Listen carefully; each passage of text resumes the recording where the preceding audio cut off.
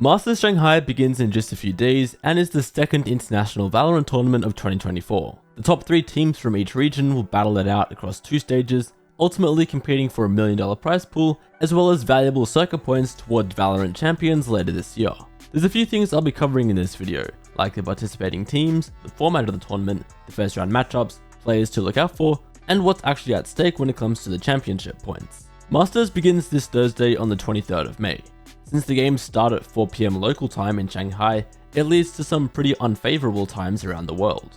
If you're in America, the games are starting in the middle of the night, whereas if you're in Europe, the games will probably be on when you've got work or school. With that in mind, I'll be doing recaps as the tournament goes on, so if you can't catch the matches live, then you can come check out the videos I make each day, going over the highlights and how the different teams are progressing.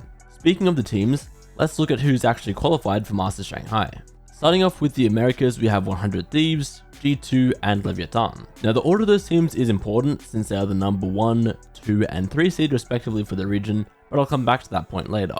100 Thieves consists of Arsena, Boostio, EU, Bang and Cryocells. After some disappointing results in the off-season and consecutive losses to Sentinels, this team has finally hit their stride right when it matters and are going into this tournament as one of the favourites to win. Cryocells is the player to watch for this team, a duelist turned controller player still putting up insane numbers. G2's roster is Valen, Jonah P, Leaf, IC and Trent.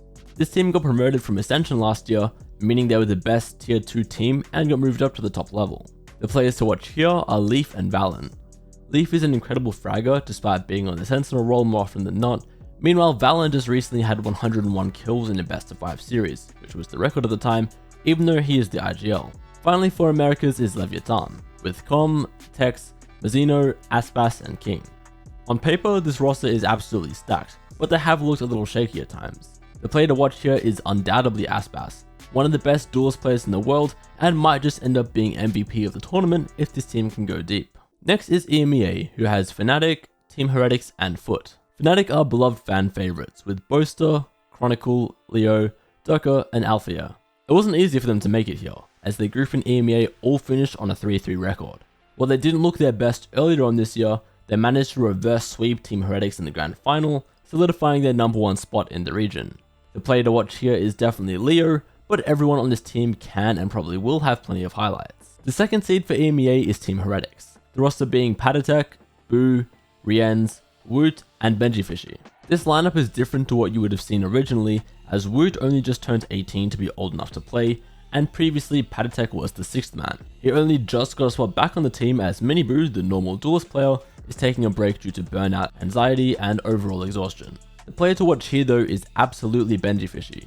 The former Fortnite pro lit up the stage at Madrid, and you can expect him to do the same this time around. Finally for EMEA we have Foot Esports, with CNED, Krax, Adacaptain, Mr. Farlan and Yetuce. This Turkish powerhouse team is often underestimated, but they were looking to really make a name for themselves here at Shanghai. The player to watch here is CNED, best known for his Jet, and has been playing at this level for a long time now, even winning the Champions Tournament back in 2021. Pacific is represented by PaperX, Gen.G and T1. PaperX are made up of Jing, Mindfreak, Forsaken, Divai and Something. These guys are looking better than ever. They've got a massive following as they actually sold the most VCT bundles, beating even Sentinels. Everyone knows Something, Forsaken and Jing, but I'd actually say Divai is the player to watch here. An unsung hero of the team, consistently setting up his duelists for success. Gen.G's roster is Munchkin, Texture, Meteor, Lakia and Karen. This team really stepped into the spotlight this year, winning the kickoff tournament in Pacific and placing 2nd at Masters Madrid. Despite that, they recently have lost a few games you wouldn't expect them to, and most recently fell short to PaperX in the Stage 1 Grand Final. The player to watch here is Texture, the definition of star duelist. He got 105 kills in that recent best of 5, which is currently the record in the partnership era. Finally for Pacific we have T1, with Carpe, Psyplayer, Rossi, Izu and Excurate. They're back on the international stage after missing last Masters, and their roster has only improved, with the most recent additions in Rossi and Excurate, who is actually Forsaken's older brother. The player to watch here though is Player, as in his first match, he'll be going up against his former teammates in Valen, Trent and Jonah P, probably one of the most exciting storylines in this tournament, and again, we'll get to see how it goes in the very first game. Then finally from the home region of China, we have EDG, FPX and DRG. For Edward Gaming, you've got Kang, Haodong, Nobody, Smoggy and Chichu. These guys are consistently the best team in China. The only games they've lost are to FPX, but then they beat even them in the regional grand final. The player to watch here is definitely Kanga. He's a fan favorite, and it's going to be exciting to hear just how loud the crowd is when they get behind him. FPX's roster is Autumn, Life, Berlin, Ayang, and Lysor. They've been on a win streak all stage before falling short at the final hurdle to EDG, but I'm sure they'll be looking to get their revenge in the playoffs. The players to watch here are Life and Autumn. Life is the only player in the whole of VCT to pick Clove so far, which he does on Icebox. Meanwhile, Autumn is putting Australia on the map. Finally for China, we have DRG, with Nizhao, Vuk, Xion, Nick, and T-Virus. Much like G2, they are the ascension team for this region, and already proving that they can play at the top level. The player to watch here is Vuk. Over 80% of his games are on Cypher, but that doesn't stop him from stepping up when his team needs him. So those are the teams. Next, let's look at the format they'll be playing in. It's split across two stages, the Swiss stage and playoff stage. The teams that place first in their region get an advantage and go straight into playoffs. So that's 100 Thieves, Fnatic, PaperX, and Edward Gaming. The remaining 8 teams instead have to make their way through the Swiss stage. It can look pretty complicated at first, but essentially teams will play up to 3 games total here. If you win 2 games, you are through to the playoffs, or if you lose 2 games before that, then you are eliminated. Teams will also be matched up against others that have the same record.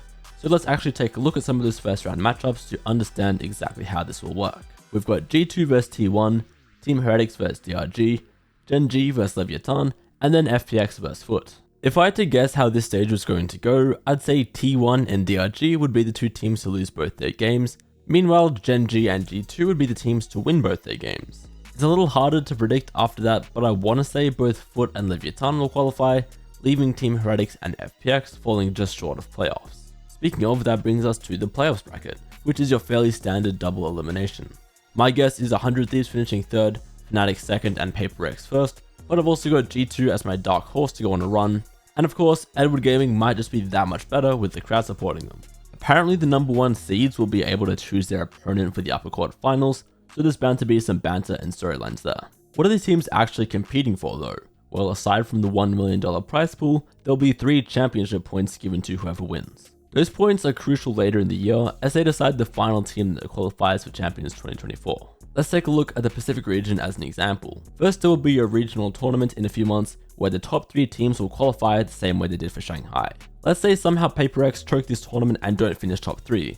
They would still qualify for champions since they have the most champion points in their region. Alternatively, assuming PaperX do make the top 3 in this scenario, the 4th qualification spot just goes to the highest ranked team who isn't already qualified. An extra 3 points is huge and would almost guarantee a spot at champions, meaning there is a lot on the line here. So that's what you need to know going into Masters Shanghai. Again, I've been making recap videos for each of the days, although I may be late for just a few of them since I've got other stuff on. Let me know which teams you're looking forward to watching the most, as well as who you think is going to win.